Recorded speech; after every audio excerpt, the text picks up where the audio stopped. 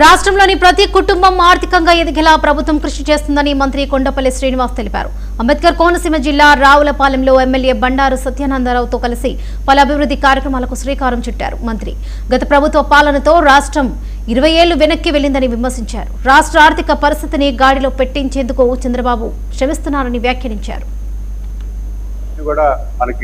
హైదరాబాద్ లో ఉండిపోయి మన యువతకి అవకాశాలు రావాలనేది మా యువ నాయకులు నారా లోకేష్ గారు పెద్ద ఎత్తున ఆలోచన చేస్తున్నారు. ఆయన యువగలంలో ఆయన ఒకటే ఆలోచన చేశారు, ఖచ్చితంగా యువతకి 20 లక్షల ఉద్యోగాలు కల్పించాలన్న ఆలోచన ఆయనకు ఉంది. ఆ ఉద్యోగాలు అనేది ఖచ్చితంగా అది స్వయం ఉపాధి అవ్వచ్చు, లేకపోతే ఉద్యోగాలని రావచ్చు. అందులో ప్రధానంగా ఎంఎస్ఎంఈ కూడా ఒక పెద్ద క్లస్టర్ కింద మేము ఒక వర్టికల్ కింద మేము భావిస్తున్నాం. ఎందుకంటే ఈ ఎంఎస్ఎంఈలో ఎవరైనా ఇండస్ట్రీ పెడితే ₹1 కోటి పెట్టుబడికి కనీసం 10 మందికి ఎంప్లాయ్మెంట్ కల్పించే దశ ఉంటుంది. అదే లార్జ్ ఇండస్ట్రీస్ లో ₹1 కోటి ఒక ఉద్యోగం వస్తుంది.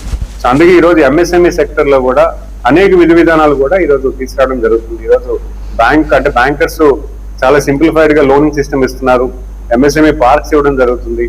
అలాగే పాలసీస్ కూడా చాలా ఎంఎస్ఎంఈ ప్రోత్సహించేలాగా ఉంది. ఎంఎస్ఎంఈ ఇన్సెంటివ్స్ కూడా గత సంవత్సరంలో కూడా సుమారు ₹500 కోట్ల ఇవ్వడం జరిగింది. అలాగే ఈ సంవత్సరం కూడా ఇంకొక ₹500 కోట్లు కూడా ఎంఎస్ఎంఈ